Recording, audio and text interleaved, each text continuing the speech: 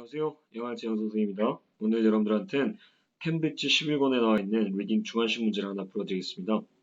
전체적인 조율과 같이 주관식 문제를 풀어드리니까요. 한번 문제를 어떻게 접근하는 게 시험장에서 효율적인지도 보실 수 있을 겁니다.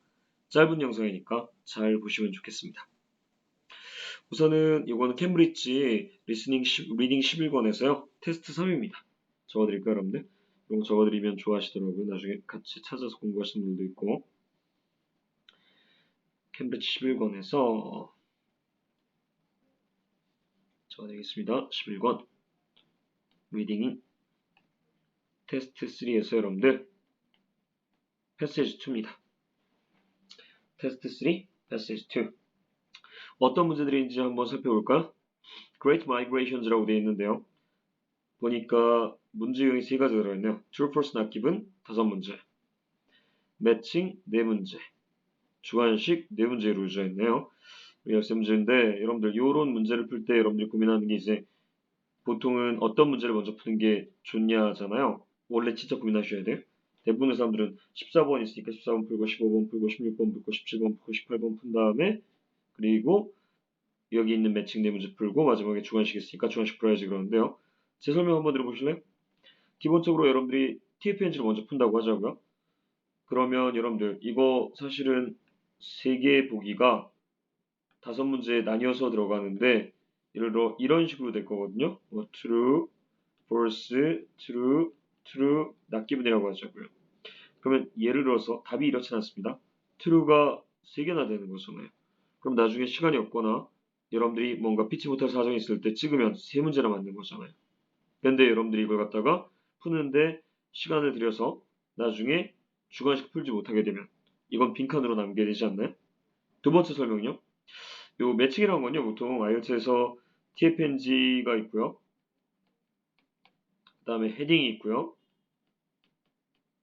그리고 이제 주관식이 있고요. 센텐스 컴플리션이라고 합니다. 매칭이 있고요. 제가 오늘 주관식 할 거에서 한글로 적었습니다. 그 다음에 여러분들 뭐 멀티플 초이스가 있어요. 근데 이 5가지 유형 중에서 사실은 제일 어려워요. 거의 난이도가 제일 높죠. 헤딩하고 거의 막상막하죠. 그럼 여러분 기본적으로 이 문제는 푼데 얼마나 오래 걸리냐? 농담삼아 주관식 문제 풀이 곱하기 한 3배 걸립니다.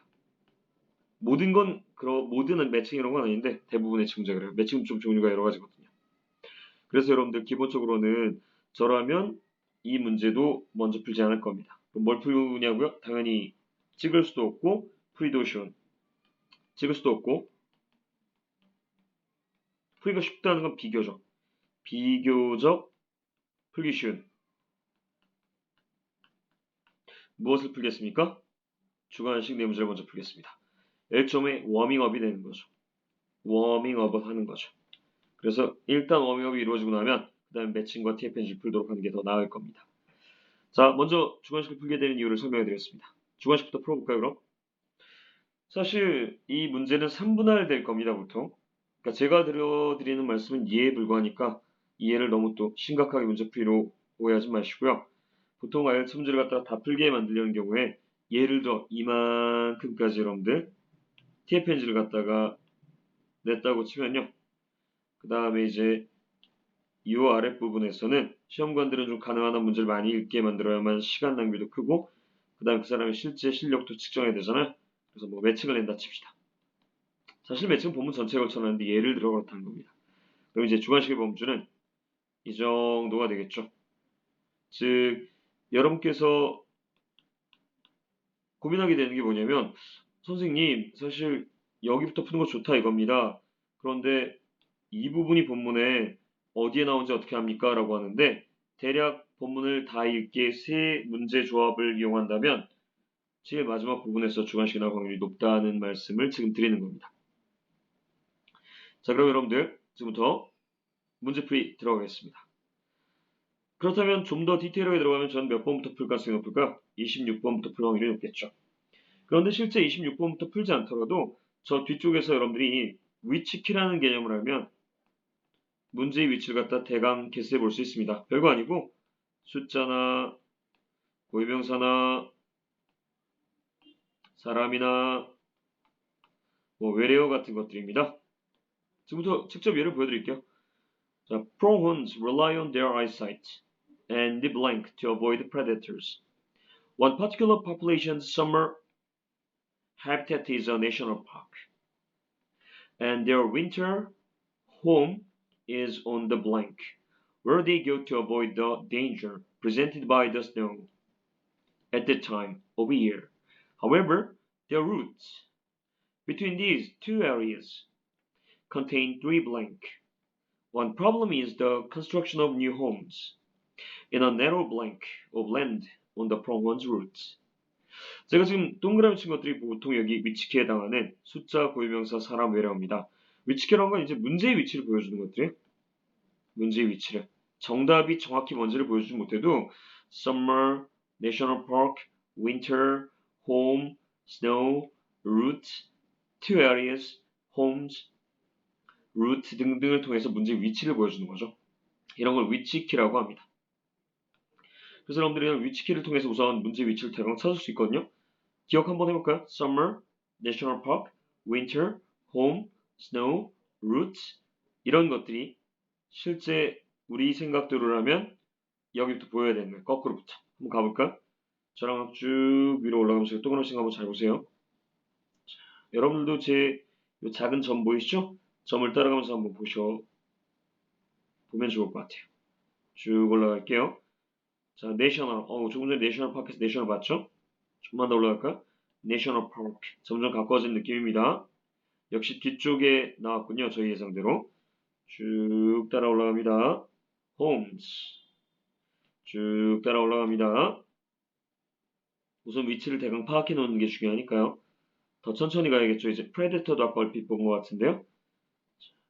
쭉 따라갑니다. winter. 쭉 따라갑니다. 쭉 따라갑니다. summer. 어떠세요? 실제 뭐 루트도 있습니다. 여기 보면 route 이런 거 있습니다. route. 자, 저희가 지금 생각했던 그 것대로 다른 문제도 다 똑같이 적용됩니다. 실제로. 공인시험들은 원래 똑같은 규칙을 통해서 문제를 내기 때문에 문제풀이도 같아질 수밖에 없습니다.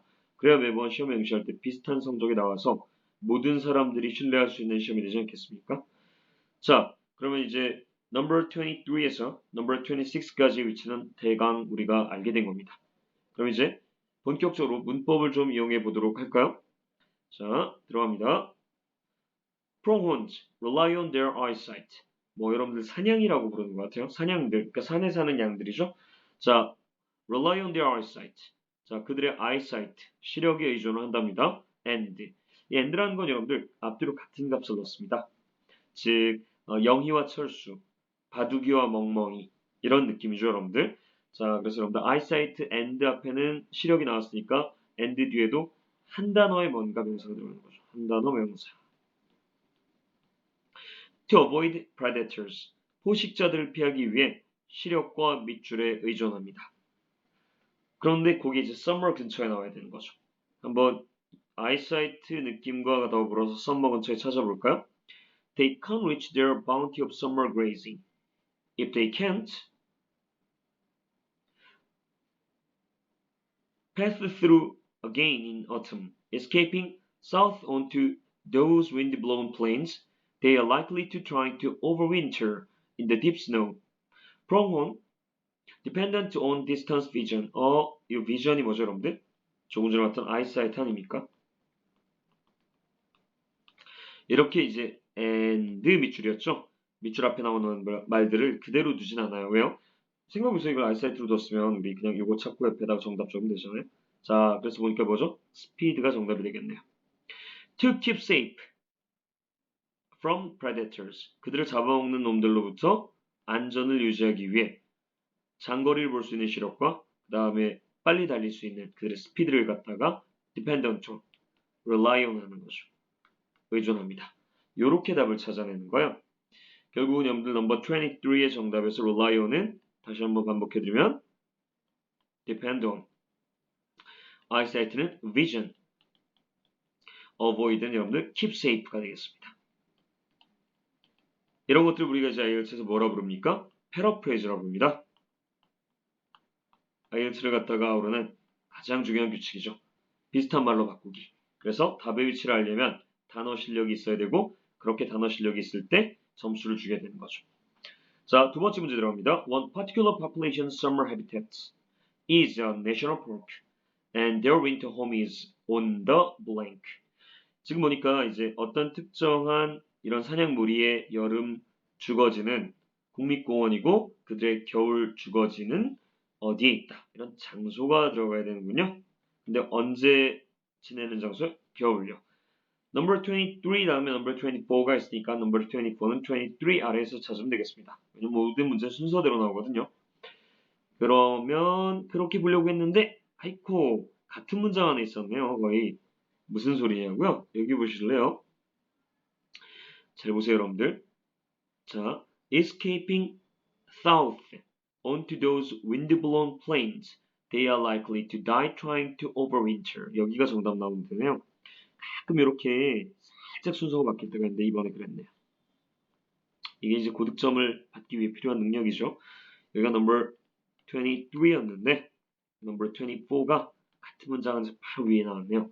무슨 소리냐고요? escaping 탈출하죠. south 남쪽에서 onto those wind-blown plains 그렇게 바람이 쌩쌩 부는 평원으로요.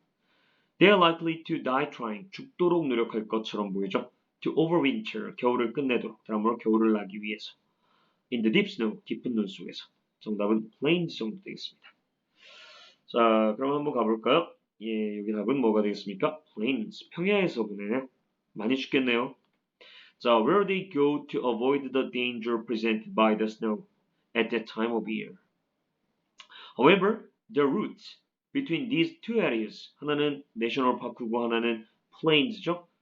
자, 이 국립공원과 평원 사이에서의 그들의 경로가 여기가 국립공원이고 여기가 평원이면 뭐 이렇게 도달하는 루트가 있는 거죠.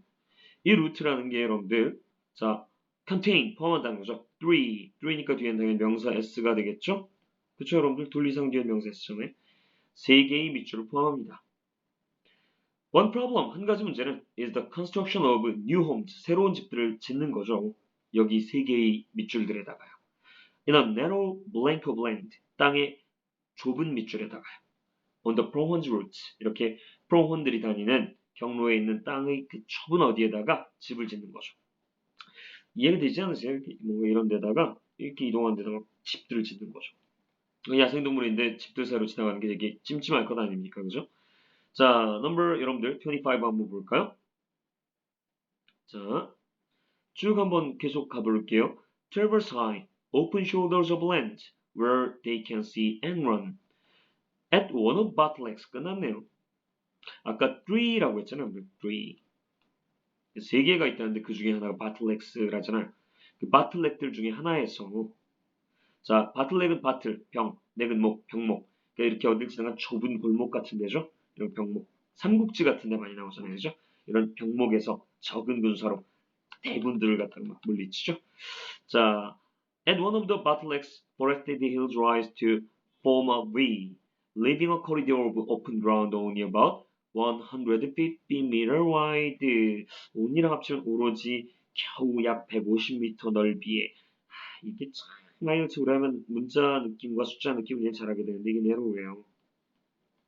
150m 굉장히 넓은 거죠, 우리 개념에서. 근데 실제 온니를 붙이면 어때요? 겨우 150m 두께의 넓이에 filled with private 홈집들이 가득 차 있다는 거죠. 이 느낌이랑 좀 딱 맞네요, 패러프레이즈가. 아까 원어브는 3개라는 느낌을 딱 충족시키죠. 3개의 병목들을 포함하고 있는데, 즉 여기 이제 다시 한번 그림 그려볼까요? 여기가 국립공원이고요. 국립공원이에요. 여기가 평원인데 여기로 가는데 실제 좁은 패시지 3개가 있나 봐요. 나머진 다 이렇게 산인 것 같고 그런데 이 중에 이런 한 패시지 막 집들이 지어져 있는 거예요. 그러니까 여기를 못 지나가는 거죠. 그러니까 바틀렉스가 바로 넥스가 답이 들어가고 한 가지 문제가 뭐냐면 새로운 집들을 짓는 건데 어디 이 좁은 조금 전에 본 여러분들 이 좁은 only about 150 meter wide in 어디에다가 집을 짓는 거예요 여러분들? 코리도어에다가 복도에다가.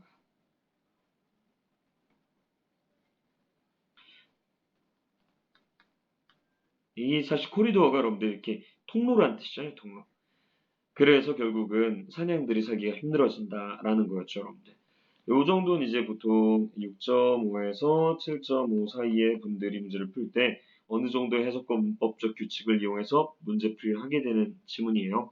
그래서 여러분들 이런 것들을 이제 오늘 한번 문제풀이를 해봤습니다. 그런데 제가 중간식부터 먼저 풀게 된 이유를 이해하실 수 있겠죠? 왜냐면 나머지 문제는 찍기라도 하죠. 하지만 중간식은 찍을 수도 없죠? 그러니까 먼저 죽든 살든 풀어야 되고 풀 때는 일단은 위치가 궁금할 수 있잖아요. 위치는 여러분들 문제를 3분할했다고 생각하고 뒤에부터 찾아보는 거고요. 그때 위치 키들은 여러분들 조금 전에 우리가 다시 한번 했던 거 볼까? Summer, Winter, 또 여러분들 Snow, 또는 여러분들 여기 나와 있는 Home 같은 거 있죠? Private Home, Route, Home 이런 외래어들 갖다 주로 내셔널 파크 이용해서 위치를 잡아주고요.